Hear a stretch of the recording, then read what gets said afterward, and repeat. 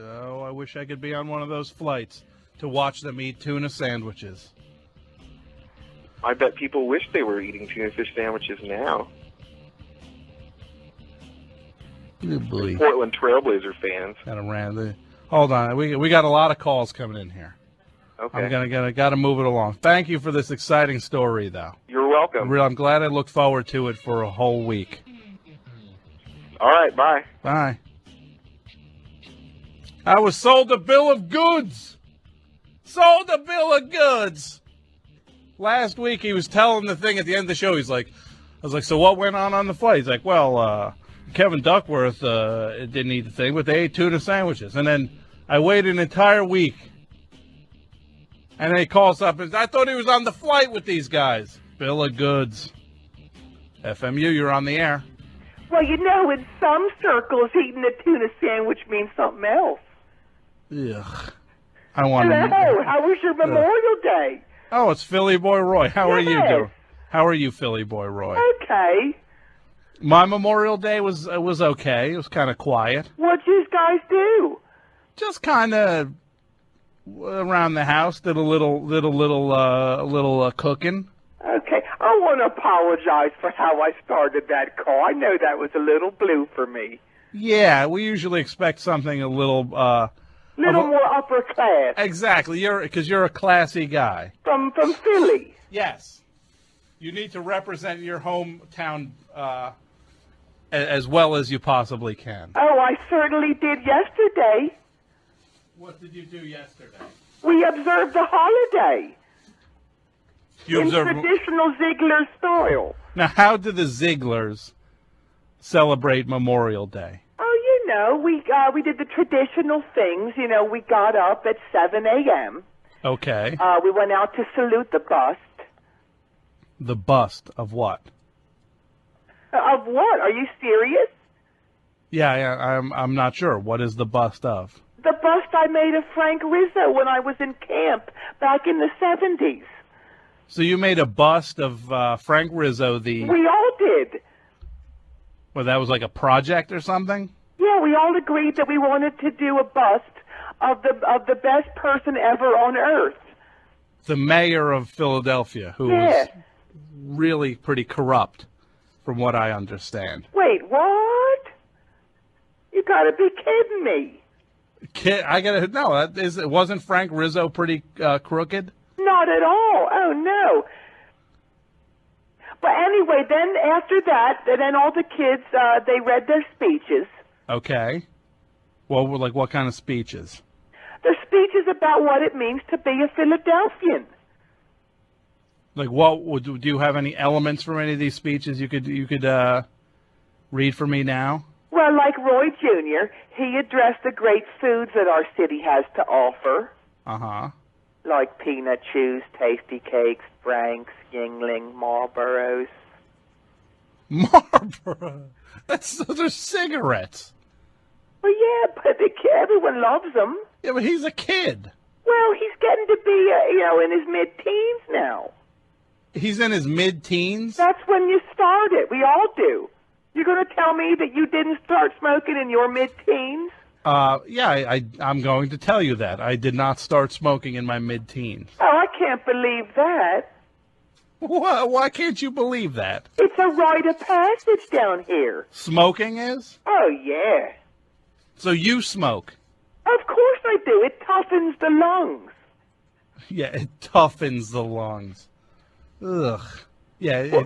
Does Rhoda smoke? Of course she does. And Roy Jr. Smokes now. Well, he's of the age he can make that choice now. Uh-huh. So he's smoking his pack, yeah. He smokes a pack? Yeah. A pack a day? A pack a half day. Why? He smokes 2 packs a day. In a nutshell. Oh, and you sound like all accusatory and stuff. Well, I don't like it. Well, he's not supposed until he's 18. He's not supposed to be smoking. Well, that's when he gets really tough. What, he gets tough when he's 18? Yeah, and then we have our fight, and the fight means if he wins it, he can leave the house, and if he don't, he's got to stay for another year. Wow, this is. I'm having a hard time processing that. Well, I didn't tell you about Rhoda Jr.'s speech yet. No, please tell me about Rhoda Jr. It's about how lucky we are to have a transit authority like SEPTA. Uh-huh. And little Rhoda, Yeah. she don't talk so much, so she just did these little goo-goos and gagas. Uh-huh. And I tried to kind of interpret what she was trying to say. Yeah. And I think she was trying to explain how Philly is like heaven on earth, and that New Jersey is kind of like a diseased armpit on fire. Yeah, I'm pretty sure that's what she was saying, that a child. Oh, yeah. And then we went to the pool. Uh-huh. Like we always do every year. What pool? The Days Inn on William Penn Drive. So you check into a motel and use their pool for the afternoon? Well, not really. I pretend like I'm part of the laundry crew, and I push this big laundry cart in with Rhoda, Roy Jr., little Rhoda stuffed inside. So you wheel this thing in with all your family jammed in it? Yeah, I got a whole uniform, too. What is the? It's like a fake worker uniform? Yeah, it says Acme Laundry. Acme Laundry. Where did you get that? What do you mean? I got it at the uniform shop in Roxborough. So you just bought So you buy I just didn't buy it. Oh, okay. So how did you get it? You stole it? 10-finger discount. Wow. Kind of heavy, so I couldn't use the 5-finger one. Yeah.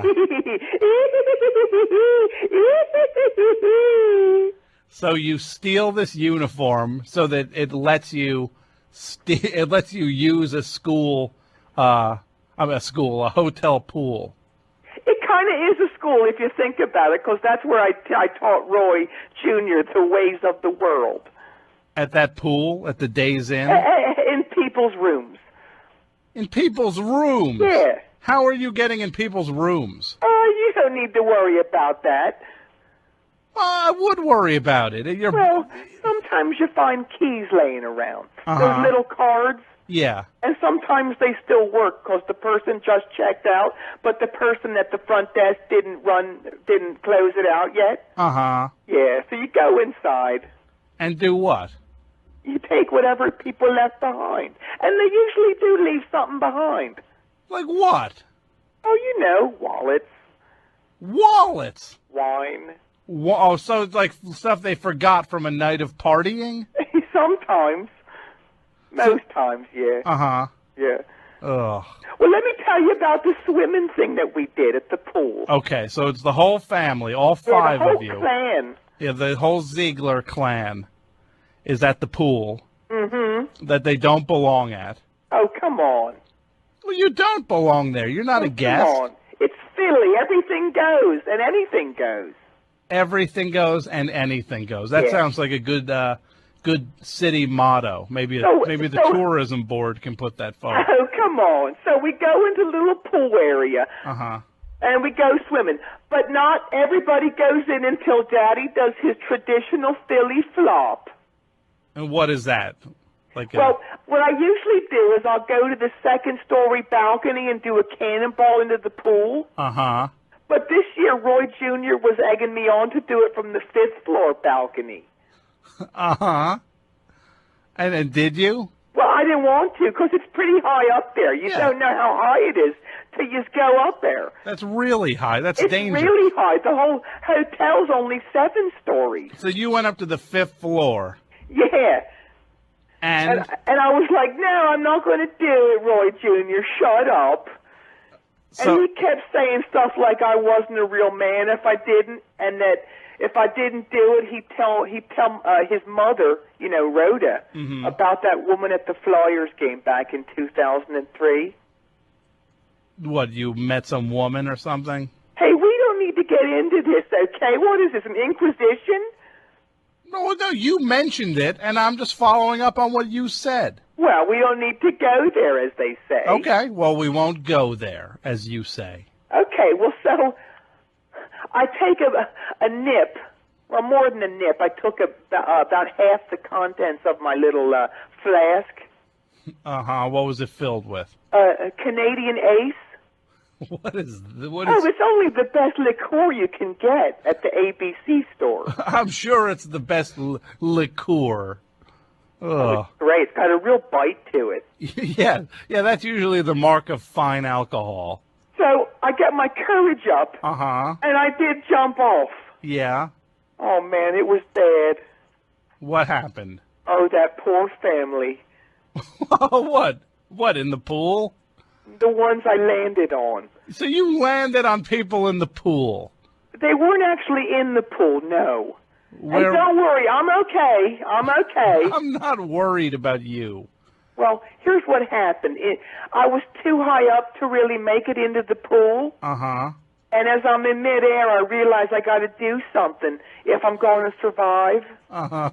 So I kind of shifted my body weight to land on the softest thing I could find. Yeah, and what was that? Well, it happened to be this family of 4 who was getting ready to jump in. Oh, and thankfully, thank God, they were really fat. Yeah, thank God. It was like the heavens was looking out for me. Yeah, well, just tell me what shape the family's in. I don't really know what happened to him. I was kind of dazed, but I did have the presence of mind to get my family out of there pronto. So you just ran away? Well, I had to get them back into the cart and wheel them back to the bus stop. So you don't even drive to the place? Oh, no, not since that thing happened. What thing? I got arrested. For what? What do you think? DUI. You didn't guess what I was driving. I didn't guess what you were driving. Yeah. Did it belong to you? No. Why? I'm just trying to figure out what you might have been driving. Yes. Let's play little Ziegler trivia. It wasn't your dune buggy, was it? No, I wish. That got repossessed. Oh, you lost your dune buggy. I couldn't make those payments. So, what do you even need a dune buggy for? Because when you go down to the shore, you gotta impress. Oh, so what could it have been? What, did it have 4 wheels? It had more than 4. You see them every day, between like September to like June. Between September and June? Yeah. A snowmobile? No. What was it? A school bus. Why? Why were you driving a school bus? Because I've always wanted to drive one. And the driver I had in school would never let me drive his. Of course he wouldn't. You don't have a bus driver's license. He didn't have one neither. Your school bus driver didn't have a license? Yeah. And how do you know that? Because he told me when we were drinking. So you would drink with your school bus driver? Yeah, why? When were you drinking with him? On the way to school. He'd pick me up first, and then we'd go into the country, and then we just kind of hang out and crank tunes. And then we'd take little nips of Canadian Ace. That's who I have to thank for turning me on to that beverage. Oh, your school bus driver. Do you even remember his name? Whatever happened to him? What was his name? Trey. Trey. Yeah. Oh, last I heard, he was in Greatersburg. That is, I'm assuming that's a prison? Yeah. Well, it's too bad you're not in there with him. Oh, jeez. I'm getting a little tired of your attitude there. Well, you have no problem. You put all these people in jeopardy. You jump off a roof because your son eggs you into the challenge, and you land on a family. And then we went to get the bus, and Roy Jr. was being such a pill. He was so mad that he made me sit in a separate part of the bus. He was mad. Why was he mad? He said I embarrassed him, and he wanted to keep swimming and steal girls' bikini tops. Oh, what? Why are you raising your kid to be such a dirtbag? Well, he's sort of on his own by this point. He's got a mind of his own, that lad. Yeah. So none of this is influenced by you at all? Oh, maybe a little bit. I think I gave him an appreciation of the finer things in life. Ugh. Like what? What would be considered the finer things in life? Well, I'm getting to that right now. Okay. We got home. Yeah. And we went to the neighborhood Memorial Day play. What? Okay. Tell me about the Memorial Day play. Well, we spend the whole year planning this thing. It's a big extravaganza. Okay, let's hear about this extravaganza. Well, it celebrates our whole history. Uh-huh. And this year the play was called And They Danced. And They Danced, which I can guess is probably about this song by the Hooters. It's about more than that. It's about how the Hooters, how they formed and how they changed the course of music forever. Now, how did the Hooters change the history of music? And listen up there, son. School's in session. Oh, please take me to school on this. This I can't wait. Please, I'll sit at your feet and you teach me about the Hooters. Okay, I'm going to impart it to you like Play-Doh did. I don't even want. Did you? Well, who is that again? You've never heard of Play-Doh? Oh, you're so stupid. What a dummy. Yeah, Play-Doh. Yeah. Oh, his name's not. It's Plato. Spell it. Plato. Oh, you're so stupid. And why don't you spell it? P-L-A. Yeah. Dash. Yeah, dash. D-O. Just move. Teach me about the Who. I'm not even going to address that. Okay. Well, you didn't never not hear no melodica in rock before them Hooters, did you? A melodica? Did I ever hear a melodica in rock music? You didn't never not hear no melodica before that. I didn't never not hear no melodica? Yeah. I don't know. And I think the melodica is awful. I can't even get the word out. Move on. What? Yeah, you were a fan of the melodica? I certainly am. Hey, you listening? Oh, yeah. Did you go see the movie this weekend? What movie? The movie. The Da Vinci Code. I did not see the Da Vinci Code this weekend. The Da Vinci Code, you dummy. Cone? Yeah. No, it's code. No, it's not. It most certainly is code. You've been hiding under a rock. It's only the biggest movie in the world right now, you dummy. Yeah, and it's called the Da Vinci Code. No, it ain't. Tom Hanks is in it. Yeah. And that kid from TV directed it. The kid from Ron Howard? No, Potsy. You're so stupid. Potsy did not direct the Da Vinci Code. Oh, he certainly did. He might have directed the Da Vinci Cone, whatever that is. Oh, you don't know. I'll be honest. I don't really know what it's about because, I haven't been keeping tabs on it because I have a life, Yeah, excuse me. Because I might know the actual name of a movie. Now all of a sudden I don't have a life. I don't think you do. See, here's my guess. I've seen a couple ads about it on TV. Uh-huh. I think it's about how there's this clue about the unknown history of Moses that's hidden in the dome of the Sistine Chapel in England. Yeah. Okay, keep going. Well, that's all I know about it. We're going to wait until it comes on network TV to see it. You're going to wait till what comes on network? Till the Da Vinci Code. So, yeah, well, you're going to be waiting a while for it to go on network TV. Oh, you don't have to tell me about that. That's what my old man used to do to me when I was a kid. Like, what movie have you, I'm still waiting for The Swarm 2 to come on network TV. So you want to see The Swarm 2. You're still waiting.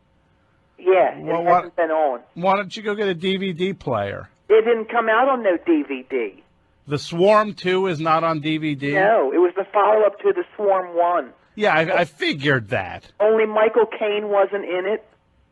Uh-huh. Yeah, they couldn't get no big names for it, so Irwin Allen starred in it as the lead. The director, Irwin Allen. Yeah, and I think George Brett was also in it as this famous bug collector. George Brett, the baseball player. From the Royals, yeah. Yeah, so it was his acting debut? Oh, yeah. He was also in something else, I think. Aerobicide. What is aerobicide? Oh, it's an erotic thriller.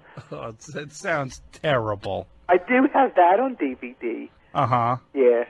You Under my bed. Oh, you're Oh, horrible. I'm still so mad at my dad, though, about the swarm, too. Yeah.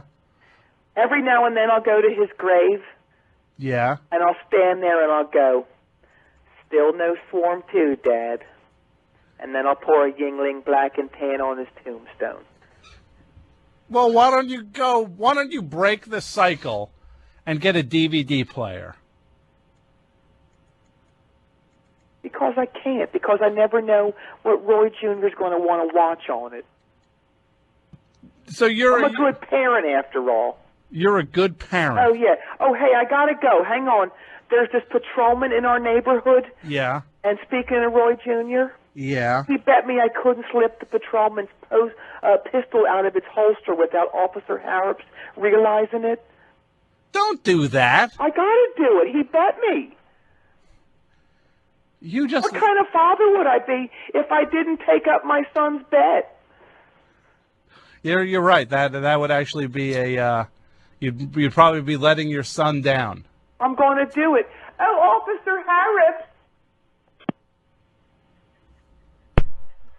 Oh, boy. Oh, brother.